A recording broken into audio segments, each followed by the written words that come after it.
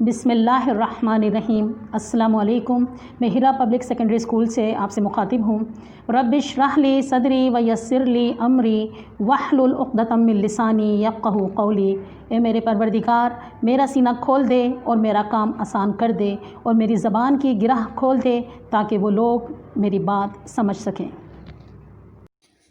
میں فرزانہ جاوید ہیرا public school میں اردو کی استاد ہوں، اور آج ہم اردو نصاب برائے جماعت ہشتم تا دہم حصہ نثر کے دوسرے سبق امید کی خوشی پر بات کریں گے۔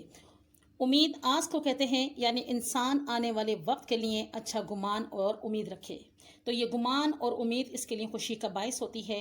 امید کی خوشی سر سید کا وہ مضمون ہے جس میں فلسفہ رجایت پسندی آپٹیمزم کو بیان کیا گیا ہے، جس کے مطابق یہ خیال کیا جاتا ہے کہ اس دنیا کے تمام معاملات میں کوئی نہ کوئی بہتری پائی جاتی ہے۔ سر سید نے واضح کیا ہے کہ امید اور نا امیدی کی کیفیت میں ایک انسان کے لیے بہتر ہے کہ وہ امید کا دامن تھامے، کیونکہ امید سے حاصل ہونے والی خوشی توانائی، ہمت اور حوصلہ عطا کرتی ہے۔ سر سید کا یہ مضمون مضامین سر سید سے لیا گیا ہے۔ آئیے اس سبق کا خلاصہ کرتے ہیں۔ امید آسمانوں سے حاصل ہونے والی ایک روشنی کی طرح ہے جو کہ مایوس اور افسردہ دلوں کو ہرا بھرا کر دیتی ہے۔ امید کا باغ ہمیشہ شاداب رہتا ہے اور اس سے مایوس اور افسردہ دلوں کو محبت کا پھل حاصل ہوتا ہے۔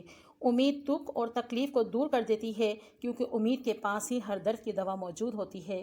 انسان جب اپنے حالات کی گردش سے پریشان ہوتا ہے اور اس کی سوچ میں مختلف قسم کے خیالات کا ایک ہجوم اکٹھا ہو جاتا ہے، تو ایسے میں امید ہی اس کے خیالات کو مثبت رنگ عطا کرتی ہے اور اسے زندگی کی خوبصورتی اور فطرت کے خوبصورت مناظر سے ہم آہنگ کر کے جینے کا حوصلہ فراہم کرتی ہے۔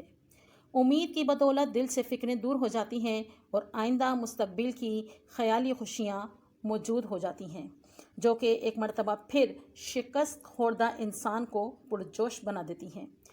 ایک ماں جب اپنے ننھے بچے کو دیکھتی ہے تو تمام تر پریشانیوں کے باوجود وہ بچہ اس کے لیے امید کی خوشی بن جاتا ہے۔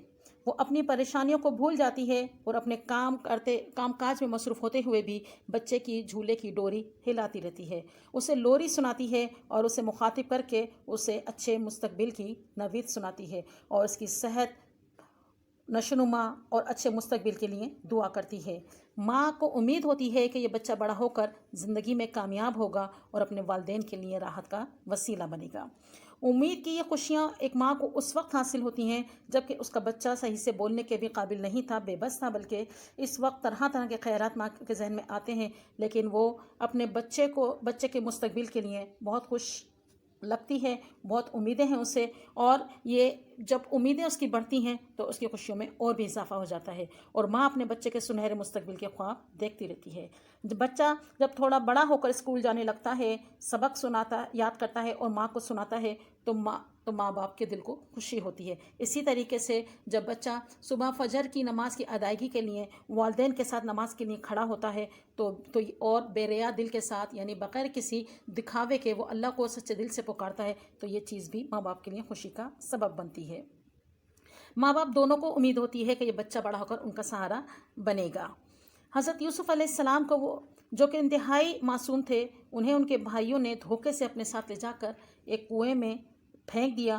اس وقت مشکل حالات نے حضرت یوسف علیہ السلام کے پھول جیسے چہرے کو، انتہائی حسین چہرے کو زرد کر ڈالا تھا۔ اس احساس نے کہ وہ ایک دور دراز مقام پر غیر قوم اور غیر مذہب کے لوگوں کے درمیان قید ہیں، انہیں توڑ کر رکھ دیا تھا۔ جب انہیں اپنے بوڑھے باپ کا غمزدہ چہرہ یاد آتا تو انہیں اور بھی تکلیف ہوتی تھی۔ اپنی بے گناہی کا احساس، تنہائی اور اندھیرے کنویں میں قید کی مصیبت نے اگرچہ یوسف علیہ السلام کو غمزدہ کر دیا تھا، لیکن ایسے وقت میں بھی امید نے ان کا حوصلہ بلند کیا۔ بس امید کی بدولت جو خوشی حاصل ہوتی ہے وہ حوصلہ بڑھاتی ہے اور انسان کو مشکلوں سے لڑنے کی طاقت اور ہمت عطا کرتی ہے۔ عزیز طلباء و طالبات، امید ہے کہ سبق کا خلاصہ آپ نے اچھے سے سمجھا ہوگا۔ آئیے کچھ اس کے اہم جملوں کی تشریح کی جانب جو مجھے لگا کہ امپورٹنٹس ہیں۔ کچھ 2 جملے تو ایکسرسائز میں بھی موجود ہیں اور کچھ جملے میں نے اپنی طرف سے اخذ کیے ہیں، کتاب کے اندر سے نکالے ہیں آپ لوگوں کے لیے۔ تو جملہ نمبر 1 کی طرف آتے ہیں۔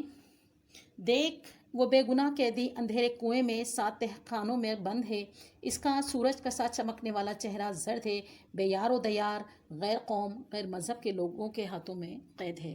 تو حوالہ سبق و مصنف یہ جملہ ہماری درسی کتاب میں موجود مضمون امید کی خوشی سے لیا گیا ہے، اور اس سبق کے لکھنے والے سر سید احمد خان ہیں۔ سر سید احمد خان ایک مصلح قوم تھے، اور ان کی تحریروں میں قوم کی ہمدردی اور قوم کا درد نمایاں نظر آتا ہے، اور وہ اپنی تحریروں میں مسلمان قوم میں ہمت و حوصلہ پیدا کرنا چاہتے ہیں، اور ان کی تمام کے تمام نثر نگاری مقصدیت کے تابع ہے۔ تشریح کی کچھ اس طرح سے ہوگی کہ اس جملے میں سر سید احمد خان نے حضرت یوسف علیہ السلام کے واقعے کو بیان کیا ہے۔ وہ کہتے ہیں کہ امید کی خوشی حاصل ہو جائے تو انسان کٹھن سے کٹھن حالات بھی طے کر لیتا ہے۔ سر سید کہتے ہیں کہ حضرت یوسف علیہ السلام کے حالات زندگی پر غور کیا جائے تو معلوم ہوتا ہے کہ ان کے سوتیلے بھائیوں نے بوجہ جلن اور حسد کے ان کو دھوکے سے ایک کنویں میں پھینک دیا۔ اس وقت یوسف علیہ السلام بہت خوفزدہ تھے، پھر ادھر سے گزرنے والے قافلے نے انہیں کنویں سے نکالا اور غلام بنا کر مصر میں بھیج ڈالا۔ مصر میں عزیز مصر کی بیوی نے انہیں جھوٹے الزام میں قید کروایا۔ حضرت یوسف علیہ السلام باپ سے جدا، وطن سے دور، غیر مذہب کے لوگوں میں قید تھے۔ والد کی جدائی کا غم انہیں توڑتا تھا۔ انہوں نے بہتان سہا مگر سچ اور حق کو نہ چھوڑا اور اپنا حوصلہ ٹوٹنے نہ دیا، تو آخر کار اللہ تعالیٰ نے ان کی تمام تکالیف اور پریشانیوں کو دور فرما دیا۔ سیکنڈ جملہ جو اس سبق سے میں نے آپ کے لیے نکالا ہے، دیکھ نادان بے بس بچہ گہوارے میں سوتا ہے، اس کی مصیبت زدہ ماں اپنے دھندے میں لگی ہوئی ہے، اور اس گہوارے کی ڈوری بھی ہلاتی جاتی ہے، ہاتھ کام میں اور دل بچے میں ہے۔ اس جملے کی تشریح اس طرح سے ہوگی کہ سر سید احمد خان امید کی خوشی کو سمجھانے کے لیے ایک شیر خوار بچے اور اس کی ماں کی مثال دیتے ہیں۔ وہ کہتے ہیں کہ ایک شیر خوار بچہ جسے ابھی زندگی کی کچھ سمجھ نہیں، اپنے جھولے میں آرام سے لیٹا ہے۔ یہ شیر خوار بچہ اپنے والدین کی امید کا مرکز ہے۔ ماں اس کا پورا خیال رکھتی ہے، اس کی پرورش اور آرام کا خیال رکھتی ہے۔ اگرچہ اس بچے کے والدین خود تکلیف میں زندگی گزار رہے ہوتے ہیں، لیکن انہیں یہ امید ہوتی ہے کہ ان کا بچہ بڑا ہو کر ان کا سہارا بنے گا۔ ماں اپنے گھریلو روزمرہ کے امور کی انجام دہی کے ساتھ ساتھ بچے کے جھولے کی ڈوری بھی ہلاتی رہتی ہے تاکہ بچے کی نیند میں خلل نہ ہو۔ اس کا بچہ پرسکون نیند سوئے۔ ماں کے ہاتھ کام میں مصروف ہوتے ہیں، لیکن دل اس کا بچے میں اٹکا ہوتا ہے، اس کی طرف مائل ہوتا ہے جو اس کی امید ہے، اس کا مستقبل ہے۔ اس کے تمام سنہرے خواب اب اپنے بچے سے وابستہ ہیں۔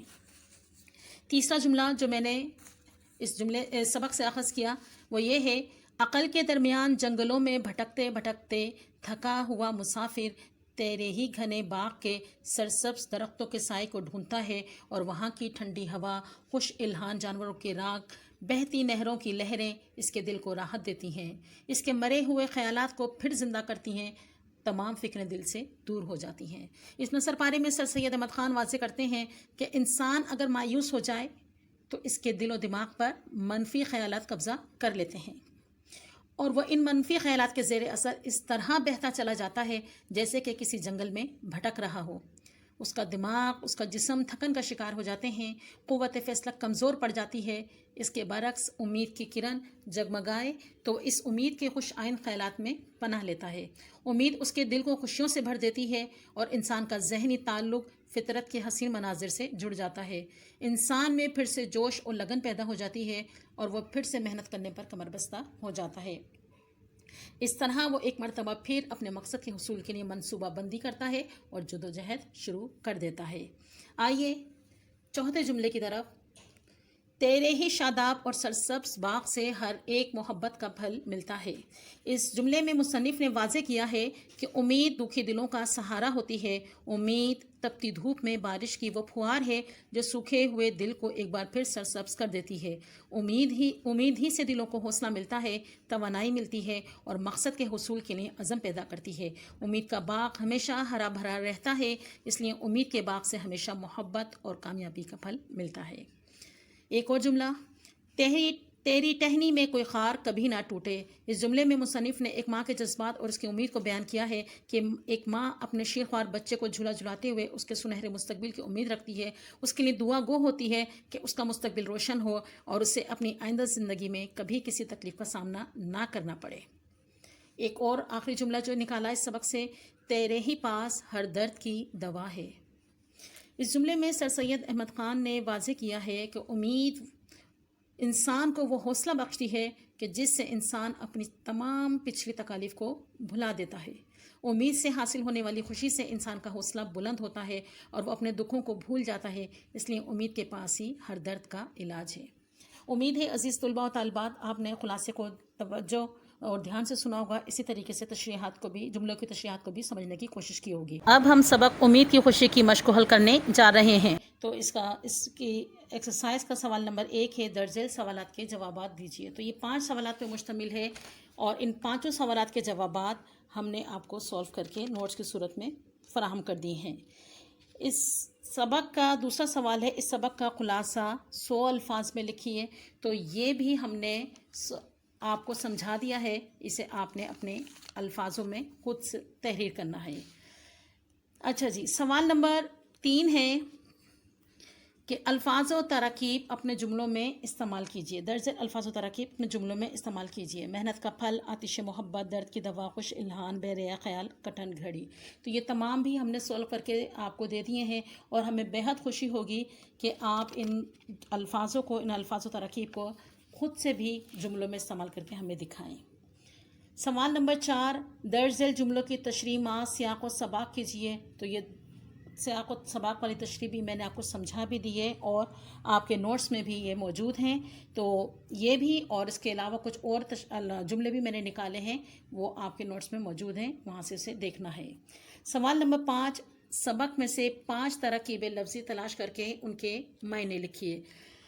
तो वो मानी अल्फाज जिसके आगे पीछे हुरूफ या लफ्ज़ लगाकर मानी तब्दील हो जाए तरकीब लफ्ज़ी कहलाते हैं।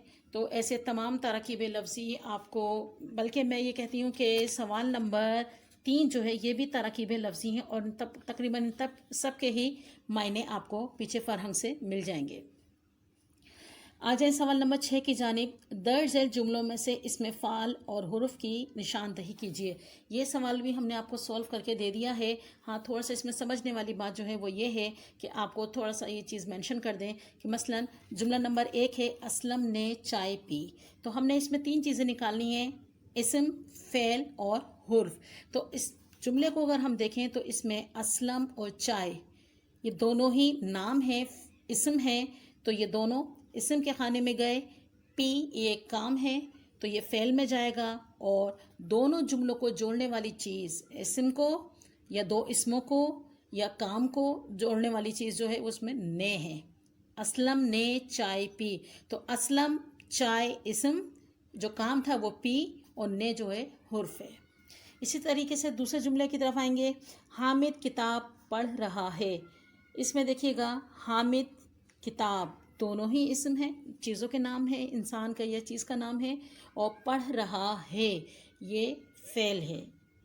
हामिद और किताब इस्म है और किताब और पढ़ रहा है फ़ेल है। इस जुमले में हुर्फ नहीं है तो हुर्फ के खाने में हमने उसे छोड़ देना है। अच्छा जी, जुमला नंबर 3, वो कराची में रहती है। वो इसमें ज़मीर है यानी ये भी नाम के जगह इस्तेमाल हो रहा है तो ये इस्म में जाएगा। कराची भी एक शहर का नाम है तो ये भी इस्म के खाने में जाएगा। मैं रहती है, रहती है इसका काम है, ये इसका फ़ेल है तो कराची में रह रही है तो ये रहती है फ़ेल के खाने में गया। मैं इन दोनों जुमलों को जोड़ने का काम किया, ये हुर्फ है। उम्मीद है ये एक्सरसाइज आपको अच्छे से समझ में आ गई होगी और इसको बाकायदा तौर पर आप इस नोट्स में से देख के भी समझ सकते हैं। इंशाअल्लाह ताला अगली एक ऑडियो में आपसे नए सबक के साथ मुलाकात होगी। तब तक के लिए इजाज़त दीजिए। फ़ी अमानिल्लाह।